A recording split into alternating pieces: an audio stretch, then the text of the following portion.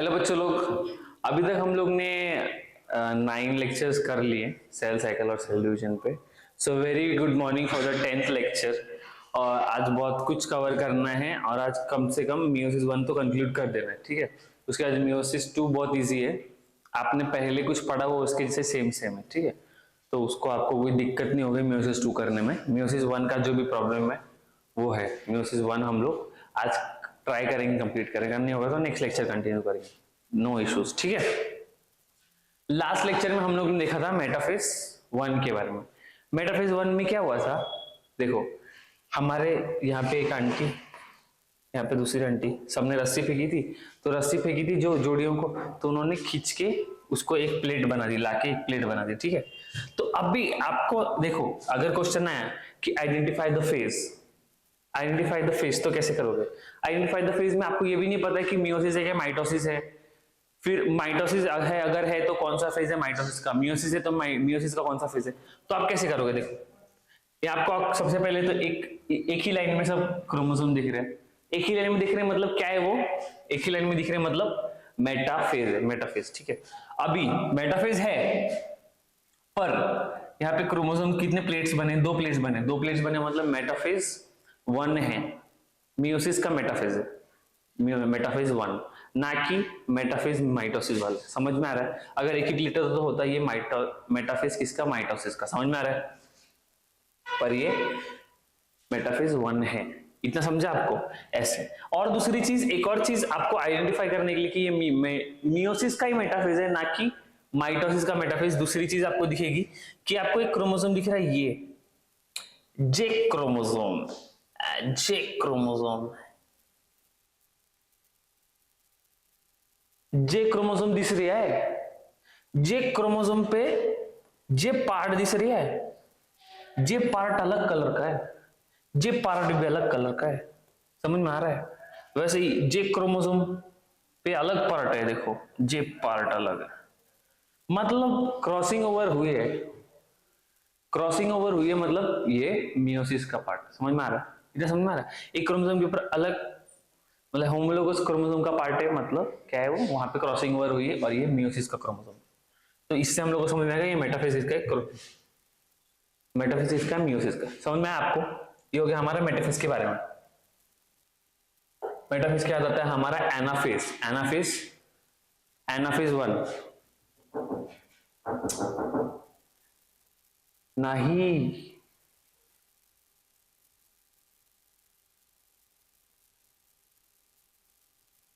सांगितलं थांबायला काय सर, मी असं करतोय, व्हिडिओ चालू आहे, कसं सांगू।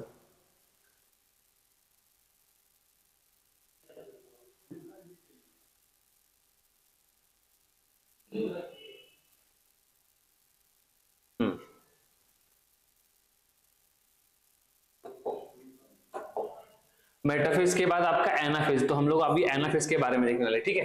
तो एनाफेज, मेटाफेज में क्या हुआ, जे 2 जोड़ियां आई थी, ठीक है, हमारा दोनों के बीच का जो बॉन्डिंग है वो कम हो गया था। यहाँ का साइनेप्टोडेर्मल कॉम्प्लेक्स वो खराब हो गया था, किसमें, प्रोफेज में। तो मेरे दोनों के बीच का बॉन्डिंग कम हो गया है। अभी आया तलाक का टाइम है, तलाक का टाइम, तलाक का टाइम मेटाफेज में। अभी भी इन लोग के बीच का रिश्ता कमजोर हो गया था, पर इन लोग साथ में ही थे, हाथ पकड़ के थे, समझ में आ रहा है। पर एनाफेज में क्या हो गया, थोड़ा एक्सटर्नल प्रेशर आ गया, अड़ोस पड़ोस की आंटी का, वो भी चुगली करके थोड़ा और झगड़ा बढ़ा दिया उन्होंने। और ये आंटी थोड़ा थोड़ा अलग कर दिया, दोनों को खींच के थोड़ा झगड़ा दोनों को बढ़ा दिया, दोनों के बीच का झगड़ा बढ़ा दिया और दोनों को अलग कर दिया, दिख रहा है। जे क्रोमोसोम एक क्रोमोसोम से, जे एक क्रोमोसोम से केनो क्रोमोसोम दिस रही से, इधर 2 इधर 2, समझ में आ रहा है। अभी आप एक चीज नोटिस कीजिए, ठीक है। एनाफेज में हमारे माइटोसिस के एनाफेज में क्या हुआ था, हमारा एक ही क्रोमोसोम था, मेटाफेज में यहाँ पे एक क्रोमोसोम था, उनको कलर चेंज करता है, जे एक क्रोमोसोम था हमारे, ये मैं बता रहा हूं माइटोसिस के मेटाफेज के बारे में, ठीक है। वहां पे ऐसा क्रोमोसोम था, एक रस्सी इधर से आई थी, एक रस्सी इधर से आई थी, ठीक है। फिर एनाफेज में क्या हुआ, उसने थोड़ी जोर लगाई और बीच का जो सेंट्रोमियर है वो टूट गया। और यहाँ पे क्या हो गया, टूटने के बाद क्या हुआ, रुको, टूटने के बाद क्या हुआ कि हमारा एक क्रोमोसोम का एक टुकड़ा इधर चला गया, क्रोमोसोम का दूसरा टुकड़ा इधर चला गया, ठीक है, बट हमारे मियोसिस के इसमें अलग होता है कुछ।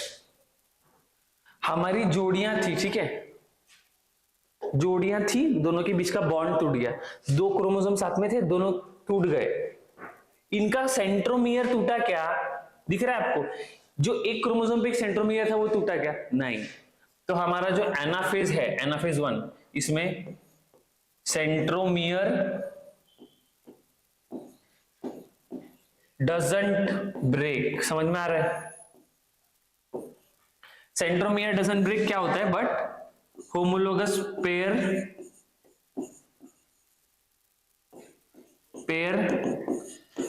का बॉन्ड ब्रेक। समझ में आ रहा है? बहुत इंपॉर्टेंट पॉइंट है, ठीक है। और जैसे ही जो हमारा होमोलोगस पेयर है इसका बॉन्ड ब्रेक होता है, दोनों अपने अपने एक एक पोल पे जाने लगते हैं, ठीक है। तो each chromosome starts to move to pole. समझ में आ रहा है आपको? हर क्रोमोसोम जो है वो पोल की तरफ बढ़ने लगता है। ये एक है, इसमें से एक पैर ऊपर जाने लगे, दूसरा पैर नीचे आने लगे, ऐसा हुआ, ठीक है। इतना समझा? अभी एक चीज आपको बहुत अच्छे से नोटिस करने की है, माइटोसिस में हमारा जो देखो, माइटोसिस के बारे में बता रहा हूं। माइटोसिस में हमारा जो डीएनए का अमाउंट डबल हुआ था, डीएनए अमाउंट डबल कभी हुआ था? एस फेज में डीएनए का अमाउंट डबल हुआ था, एस फेज में। बट क्रोमोसोम नंबर कब डबल हुआ था? क्रोमोसोम नंबर डबल हुआ था हमारा एनाफेज में।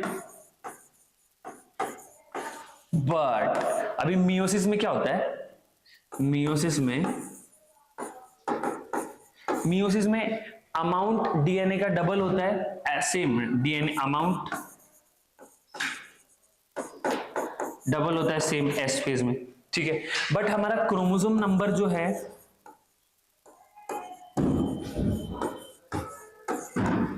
Remain as it is in anaphase 1।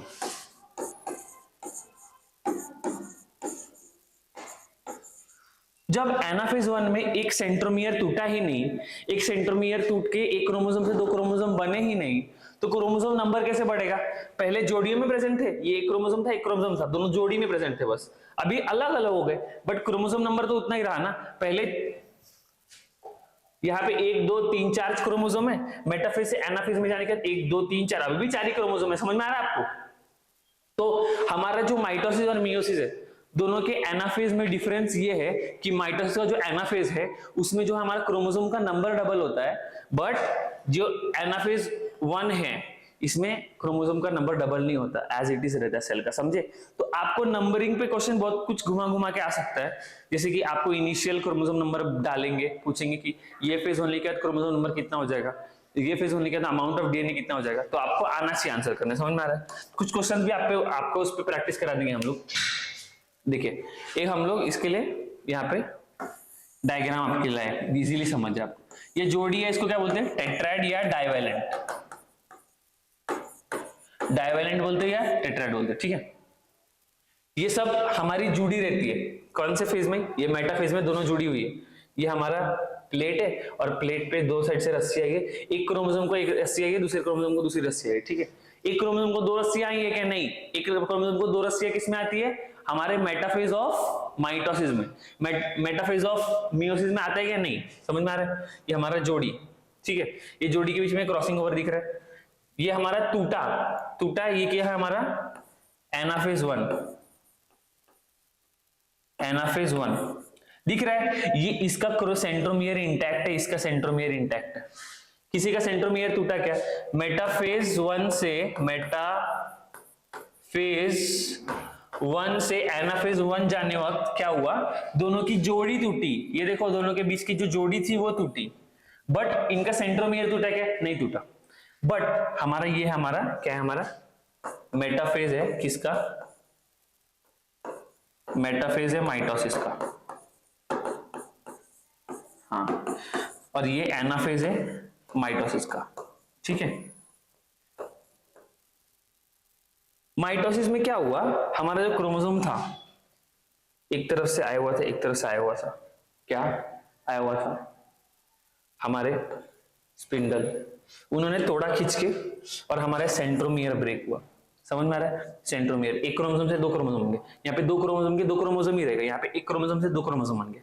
ये हमारा डिफरेंस माइटोसिस के मेटाफेज और एनाफेज, ठीक है। हमारा हो गया एनाफेज, एनाफेज के बाद होगा हमारा टीलोफेज, क्या होगा, टीलोफेज 1।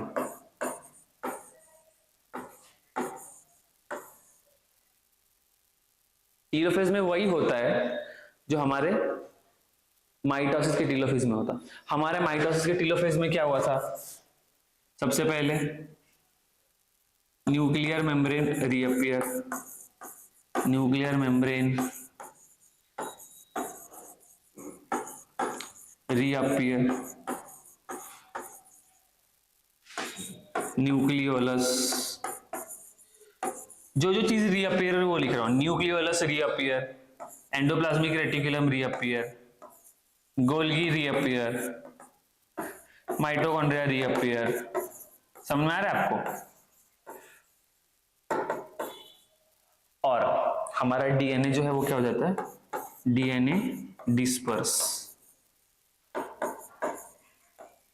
हमारा जो कंडेंस हो गया था डीएनए क्रोमोसोम के फॉर्म में वो डिस्पर्स हो जाता है। बट डीएनए डिस्पर्स होता है मतलब डीकंडेंस होता है, समझ में आ रहा है, डीएनए क्या होता है, डीकंडेंस होता है, बट पूरी तरह से डीकंडेंस नहीं होता है, क्या पार्शियली डीकंडेंस होता है। जो टीलोफेज 1 है इसके बारे में आपको एक पॉइंट अच्छे से याद रखना है कि टीलोफेज 1 में प्रॉपरली डीएनए कंडेंस नहीं होता है। कैसे होता है, पार्शियली कंडेंस होता है। कैसे होता है, पार्शियली डीकंडेंस, सिर्फ आधा डीकंडेंस होता है, पूरी तरह से डीकंडेंस नहीं होता है। ये आपके दिमाग में बैठ जानी चाहिए ये बातें।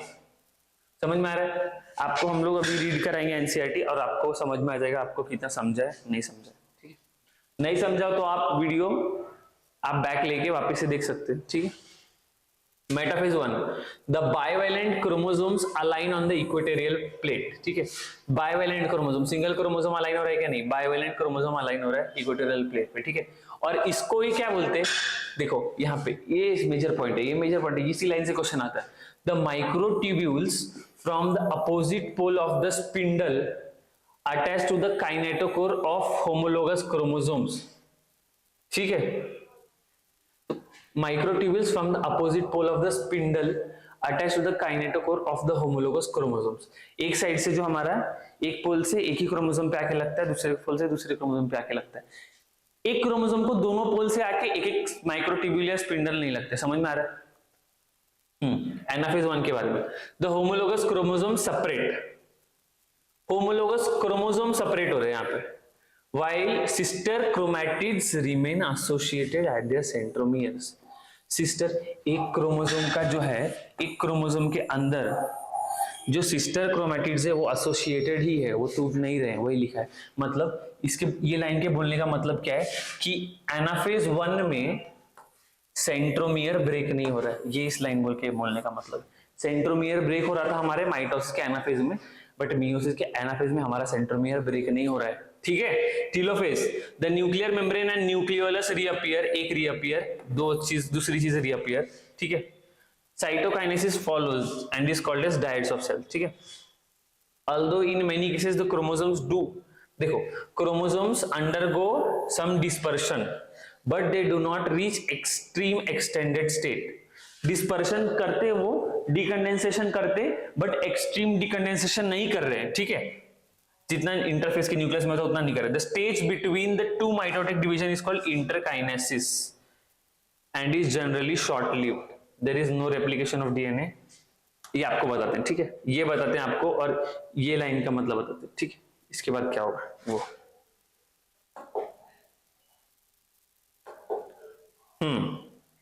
हमारा हो गया टीलोफेज, टीलोफेज हो गया, ठीक है। टीलोफेज के बाद क्या, अभी तो टीलोफेज हो गया मतलब हमारा मियोसिस 1 खत्म, राइट। मियोसिस 1 खत्म हो गया, बट मियोसिस 1 के बाद हम लोगों ने क्या बताया था, मियोसिस 1 के बाद हमने बताया था, हमारे जो ग्राफ बनी थी उसमें लिखा था मियोसिस 2 होगा, ठीक है। बट इन दोनों के बीच में एक फेज एक्सटेंड करता है, इन दोनों के बीच में एक फेज एक्सटेंड करता है और उसको बोलते हैं इंटरफेज। क्या बोलते हैं? इंटरफेज। समझ में आ रहा है? देखो, कोई भी न्यूक्लियर डिवीजन होने से पहले हमारा एक प्रिपरेशन का फेज होता है, न्यूक्लियर डिवीजन होने से पहले एक प्रिपरेशन का फेज होता है, राइट। हमारा जैसे माइटोसिस हुआ उसमें एम फेज हुआ, तो उससे पहले हमारा इंटरफेज हुआ प्रिपरेशन के लिए। जैसे हमारा मियोसिस 1 हुआ था, उससे पहले भी इंटरफेज हुआ था। तो वैसे ही ये मियोसिस 2 भी एक न्यूक्लियर डिवीजन है, राइट। तो इसके लिए भी प्रिपरेशन का एक फेज होगा, वो होगा इंटरफेज, उसको बोलेंगे इंटरफेज। ये इंटरफेज जो है ये भी प्रिपरेशन का फेज है, तो ये दिखने में किसके जैसा रहेगा? एग्जैक्टली इंटरफेज जैसा। इंटरकाइनेसिस को मैंने क्या लिख दिया? इंटरफेज नहीं, इसको क्या बोलते हैं? इंटरकाइनेसिस। क्या बोलते हैं इसको? इंटरकाइनेसिस।